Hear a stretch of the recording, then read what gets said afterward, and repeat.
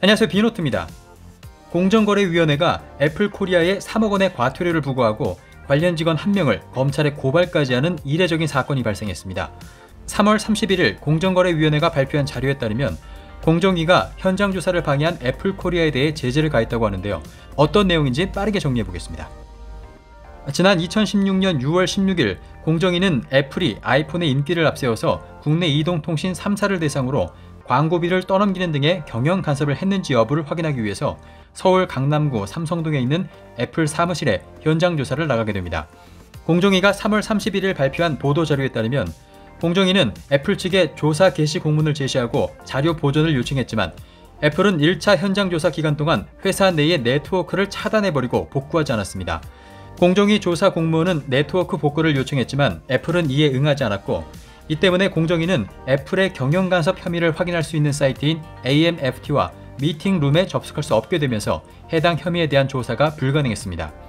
이에 따라 공정위는 2016년 7월 4일과 2017년 3월 7일 두 차례에 걸쳐서 조사 당시 네트워크 단절의 원인과 담당자 등을 확인해달라는 요청을 했지만 애플은 이에 응하지 않았습니다. 그에 따라 공정위는 2017년 11월 다시 애플에 2차 현장 조사를 나가게 됩니다. 하지만 이때 애플 소속 임원이 공정위 조사 공무원의 팔을 잡아당기고 입구를 막아서는 방법으로 현장 진입 및 현장 조사 행위를 30여 분 동안 방해했습니다. 이에 공정위는 애플이 독점 규제 및 공정거래에 관한 법률 3가지를 위반했다고 보고 과태료 부과 및 형사 고발 조치를 단행했습니다. 공정위가 밝힌 애플의 위반 사항은 3가지입니다. 네트워크 차단 및 미복구, 자료 미제출, 고의적인 현장 진입 저지 지연.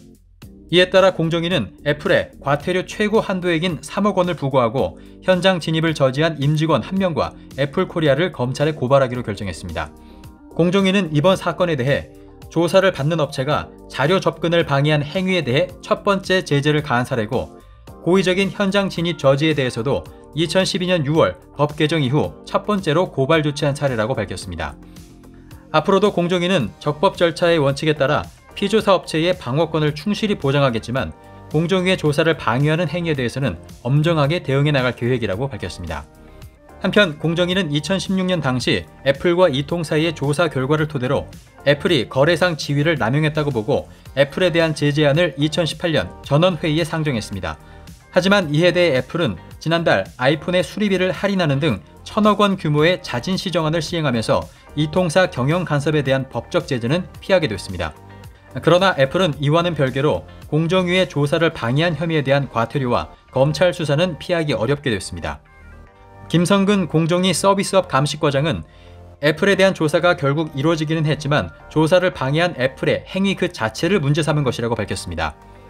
애플은 이에 대해 공정위 조사 과정에 최대한 협조해왔으며 애플과 직원들은 이 과정에서 어떤 불법적인 행위도 하지 않았다며 사업을 영위하는 모든 국가의 법을 준수하고 있으며 공정위의 이번 결정에 결코 동의할 수 없다고 밝히고, 향후 진행 과정에서 실체적인 진실을 관계당국과 공유할 수 있기를 기대한다고 덧붙였습니다.